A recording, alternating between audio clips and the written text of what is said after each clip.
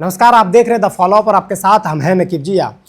दुर्गा पूजा का विसर्जन होना है और शहरी क्षेत्र में 3 तारीख को और कुछ जगहों पर 4 और 5 को है। उनको लेकर गोड्डा जिला प्रशासन की तरफ से जो है कि क्या तैयारियां हैं और सुरक्षा व्यवस्था को लेकर क्या इंतजामात हैं और जिस दिन विसर्जन होगा उनको लेकर क्या जिला प्रशासन के द्वारा क्या दिशा निर्देश जारी किए गए हैं। हमारे साथ इस विषय पर बातचीत करने के लिए गोड्डा एसडीपीओ अशोक सर हैं। सर, क्या कुछ कहिएगा? आगामी कुछ दिन बाद जो है 3 और 4 को और कई 5 को जो है कि दुर्गा पूजा का विसर्जन होना है, दुर्गा पूजा समाप्ति की ओर जा रहा है, तो उनको लेकर जिला प्रशासन के द्वारा क्या कुछ तैयारियां हैं सुरक्षा व्यवस्था को लेकर?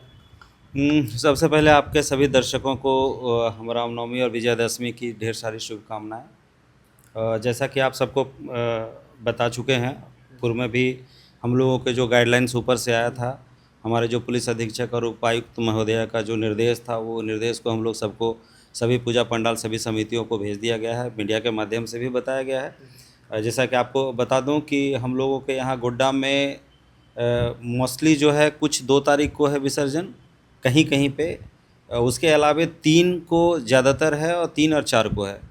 और हमारी, जैसा कि आप सबको बता दें कि पूरे 3 और 4 के दौरान में हम लोग जहाँ जहाँ भी पूजा पंडाल का जो रूट लाइनिंग है उसका सत्यापन हम लोग तो खुद विजिट करके सभी किया गया है। सभी लोगों को दिशा निर्देश दिया गया। जितने भी संवेदनशील जगह हैं जहाँ पे विभिन्न समुदाय के लोग हैं, वहाँ के लोगों के साथ इंडिविजुअली जा करके प्लेसेस पर हम लोग उनके साथ मीटिंग किए हैं। उनको जो गाइडलाइंस था उनको बताया गया है। उसके साथ साथ जो पूजा पंडाल हैं, जैसा कि आपको हम बता दें कि गोड्डा ज़िले में जितने भी पूजा पंडाल हैं सभी को आवश्यक जो दिशा निर्देश है वो भी बता दिया गया। हम लोग के पुलिस बल की जो प्रतिनियुक्ति होती है सभी पूजा पंडालों में है। कोई भी पूजा पंडाल हमारा अनएस्कॉर्टेड नहीं रहेगा। सभी में पुलिस बलों की प्रतिनियुक्ति की गई है।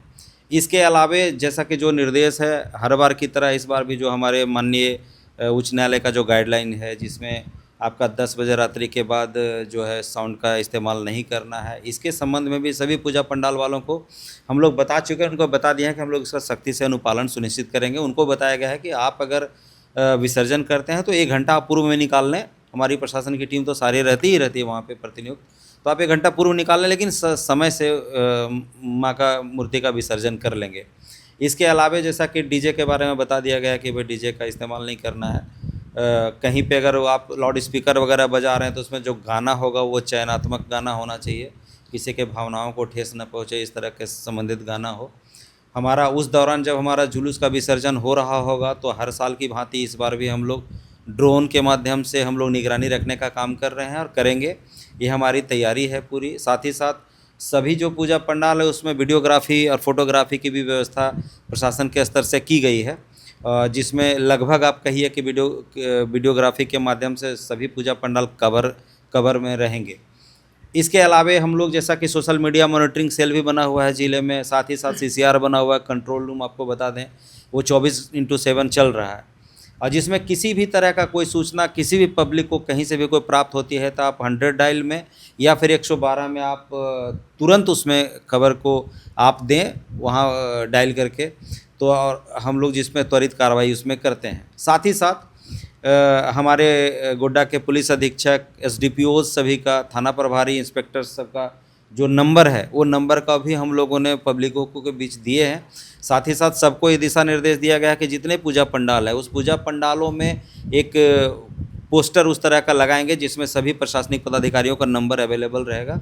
अगर किन्हीं को कहीं पे कुछ छेड़खानी से संबंधित या किसी अन्य तरह का चेन स्नैचिंग से रिलेटेड या किसी तरह का और मामला कोई हो तो अविलंब उस नंबर पर कोई भी व्यक्ति उसे संपर्क करके हम लोगों तक शेयर कर सके, ताकि हम लोग उसमें ये करेंगे। साथ ही साथ लोगों को ये रिक्वेस्ट भी नहीं की है हम लोग कि भाई अफवाह पर ध्यान नहीं देना है, न उसको बढ़ाना है, न उस पर ध्यान देना है। अगर इस तरह की कोई बात है तो प्रशासन को अविलंब खबर करें, हम लोग उसमें संज्ञान लेते हुए कार्रवाई करें। सर, मंदिरों में जो है कि पूजा के दौरान या विसर्जन के दिन देखा जाता है, पिछले बार भी ऐसा हुआ था, चेन स्नैचिंग का मामला जो है, चेन छीनतई का, वो लगातार जो है कि बढ़ते जा रहा है और लगभग ऐसी घटनाएं जो है कि देखने को मिलती है। इनको लेकर प्रशासन की क्या कुछ तैयारियां हैं? उनको लेकर प्रशासन किस तरीके से इनको देखेगी?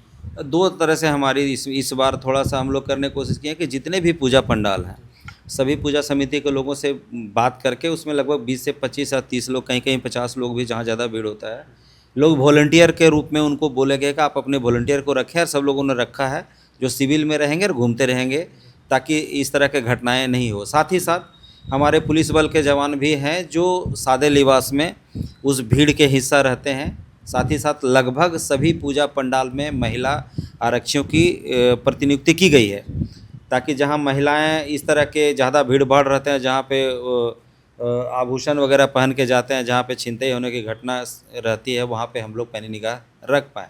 साथ ही साथ हम लोग जैसा कि आपको बताएं, पिछला भी मीडिया में हम लोग दिए थे कि महंगे आभूषण पहन करके इन मंदिरों में ना जाए जहाँ ऐसी संभावना बनी रहती है। हम तो पूरे तत्पर हैं, बट उसको घटना को आमंत्रण और नहीं देना है। तो हम सबसे निवेदन करते हैं और हम लोग देख भी रहे हैं लगातार, हम लोग तो अपनी पैनी निगाह रखे हुए हैं।